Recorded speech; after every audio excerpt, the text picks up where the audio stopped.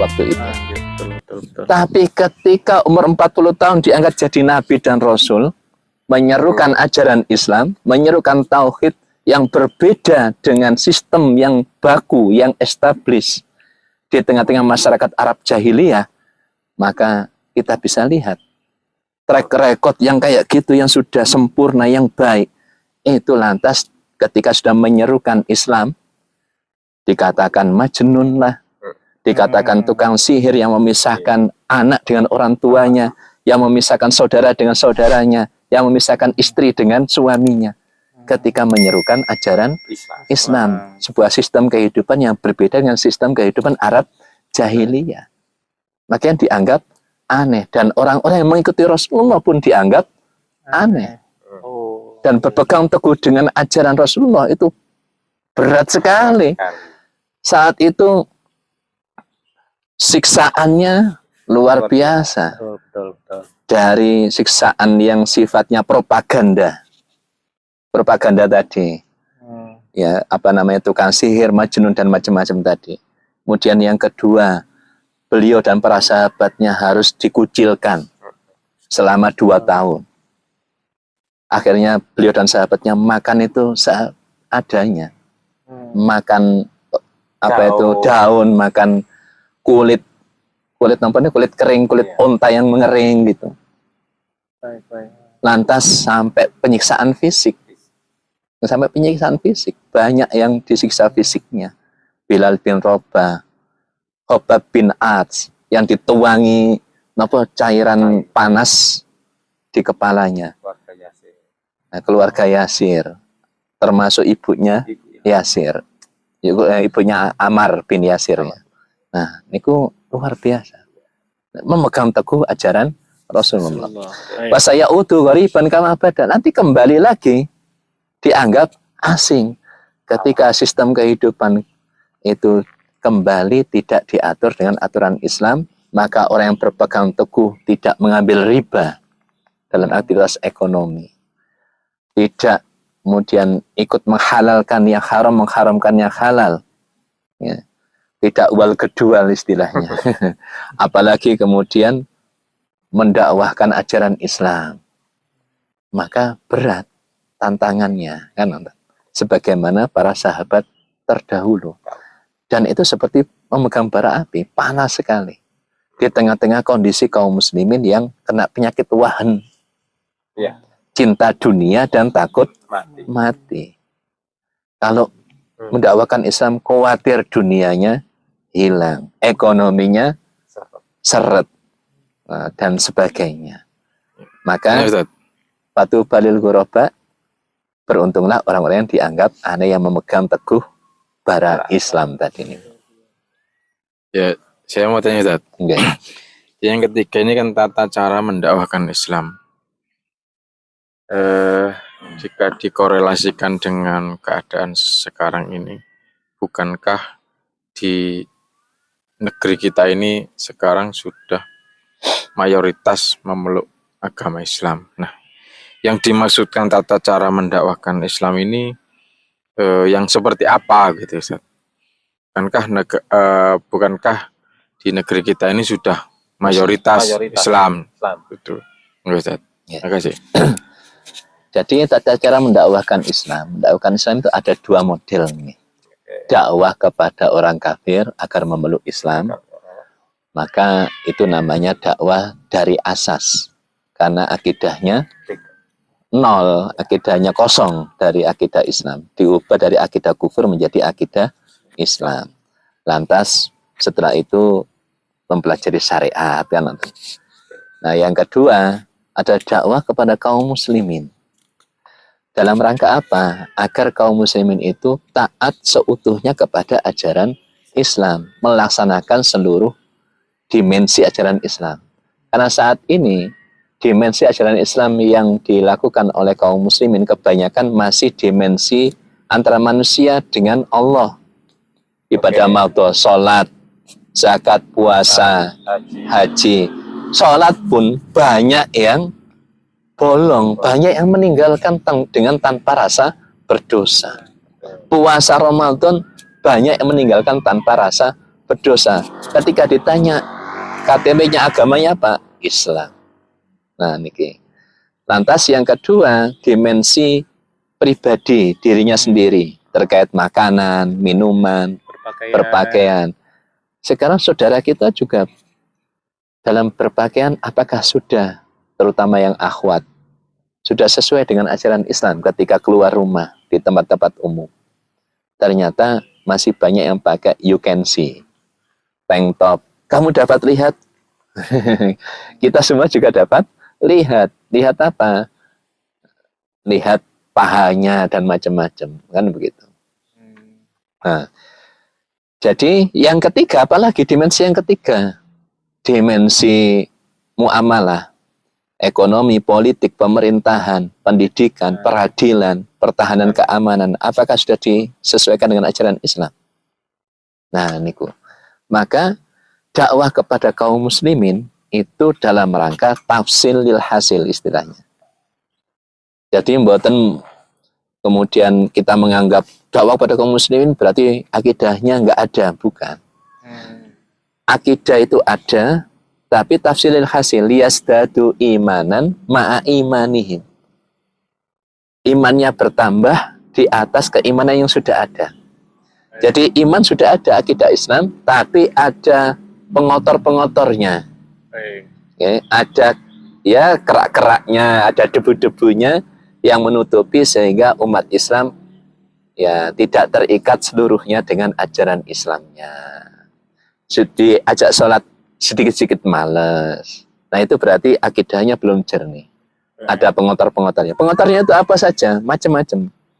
Pengotornya itu dari sistem kehidupan yang saat ini established. Yaitu pandangan liberalisme. Kan ngoten. Ini kan hak saya. Saya mau sholat, saya nggak sholat itu hak saya. Ngapain sampean sing ribet?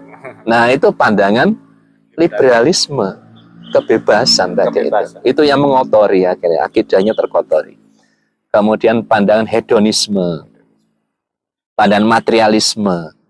Kalau nggak ada uang ya nggak iso urip. Saiki mencari yang halal aja susah, apalagi yang haram. Kebalik. Mencari yang haram aja susah, apalagi yang halal. Ini kan pola pikir materialisme. Tidak lagi memperhatikan halal dan haram. Ini lantas mengotori akidah umat Islam. Nah, ini yang kemudian harus dibersihkan. Kalau sudah bersih, sudah jernih, akan terpancar energi kuat pada diri kaum muslimin untuk melaksanakan seluruh ketaatan kepada Allah Subhanahu wa taala. Oh, itu metodenya. Ya. Oke, baik. Begitu nggih, Pak Safek. Pak Daris, ada yang mau ditanyakan kepada Ustaz Mizan? Monggo. Jadi ini yang mau saya tanyakan mengenai tadi cara mendakwahkan Islam yang kita hidup di zaman pemerintahan serba liberalis, serba sistem susah ini. Jadi kita ingin mendakwahkan Islam secara keseluruhan. Nah, tapi di zaman sekarang ini kita berislam itu seperti menggenggam bara api tadi. Nah, bagaimana kita berdakwah di saat kita berislam seperti menggenggam bara api tadi, Ustaz? Ya, itu. Ya, saya kira. Dakwah itu sebenarnya mengubah pola berpikir. Ya. Jadi mindset berpikir. Karena seseorang berubah itu, ya karena pola pikirnya, pemahamannya. Kalau pemahaman berubah, pola pikir berubah, maka akan bisa mengubah perilakunya juga. Jadi bangkitnya manusia karena pemahaman. Oleh karena itu, pendekatan dakwah adalah pendekatan edukasi, mendidik, memberitahu, menyadarkan. Napa malih? Menginspirasi, mencerdaskan. Jadi dakwah itu pendekatannya adalah edukasi. Beda dengan negara. Negara punya konun, punya undang-undang, punya power, punya militer, punya aparat perangkat hukum. Yang pertama edukasi, nggak bisa melanggar, maka konun yang main, undang-undang. Anda melanggar ini, maka sanksinya ini, itu negara. Tapi kalau dakwah, maka edukasi terus-menerus. Nah, edukasi yang bagaimana yang mampu untuk mencerahkan dan mengubah, yaitu edukasi yang mengubah pola pikir dan dikaitkan dengan talaqian fikrian. Ya. Talaqian fikrian itu satu mengubah pola pikir, yang kedua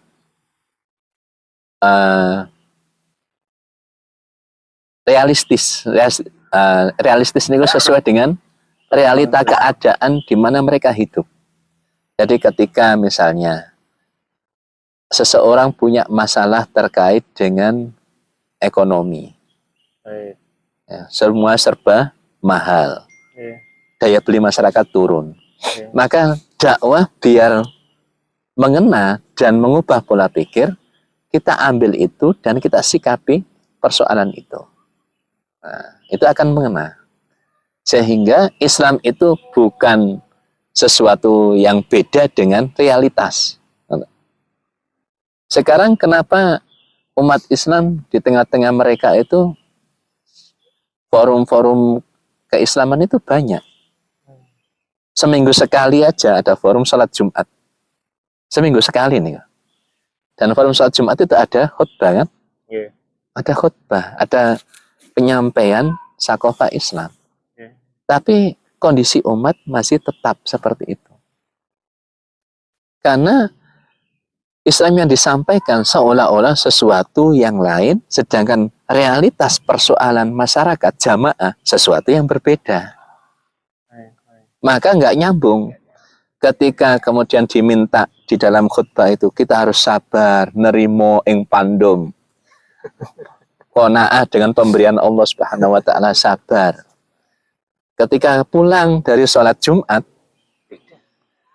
di masuk rumah, tok assalamualaikum buni, ya, masuk, monggo Pak nih, langsung sebelum duduk, Pak nih beras entek, Pak nih gas entek, Pak nih SPP nih kurang bayar. Pak nih anaknya apa nih wisuda Pak pusing itu Pak Bu teko-teko gak sampean gekno kopi sampean tagih san. Sementara pekerjaannya serabutan. Akhirnya apa? Disuruh sabar yang tadi pas sholat Jumat, sekarang realitasnya berbeda. Akhirnya ya itu, kebanyakan saudara kita itu menjadi split personality, ya, pribadi yang apa nih? Berbagi ganda. Satu di masjid, di musola seperti bertakwa, tapi ketika di luar itu, di tempat kerja, di pasar dan macam-macam, kadang itu nerjang yang haram, tidak peduli mana halal mana haram. Nah, dakwah yang mampu mengubah pola pikir itu adalah dakwah yang menampilkan Islam itu sebagai solusi bagi kehidupan. Kalau memang ranahnya itu tidak bisa dilaksanakan individu, maka disinilah pentingnya kaum muslimin bersama-sama melakukan koreksi kepada sistem, kepada penguasa, agar tidak melakukan berbagai macam yang memberatkan rakyat, yang menyengsarakan kaum muslimin. Gitu. Baik, terima kasih Ustadz atas penjelasannya. Begitu Pak Daris atas pertanyaan tadi guys dalam menyikapi. Nah baik, para sahabat-sahabat ekspedisi iman, alhamdulillah wa syukurillah kita akhirnya sudah sampai di penghujung sesi diskusi ini terkait dengan 4 perkara yang harusnya wajib kita ketahui dan pelajari dalam Islam dan sebagai seorang muslim. Di antara yang pertama terkait dengan ilmu tentang mengenal ajaran Islam, mengenal Allah, mengenal Nabi Muhammad SAW. Kemudian yang kedua terkait dengan tata cara mengamalkan Islam. Kemudian ada juga tata cara mendakwahkan Islam, serta yang terakhir yaitu bersikap sabar dalam menerima kesulitan ketika kita memegang teguh ajaran Islam. Nah, begitu, semoga bermanfaat video kali ini untuk sahabat-sahabat sekalian. Akhir kata, saya mohon maaf jika ada hal-hal yang kurang berkenan dan salah-salah ucap. Kita ketemu lagi insya Allah di video-video berikutnya. Simak terus dan jangan lupa subscribe channel Ekspedisi Iman. Oke? Terima kasih. Assalamualaikum warahmatullahi wabarakatuh. Waalaikumsalam warahmatullahi wabarakatuh.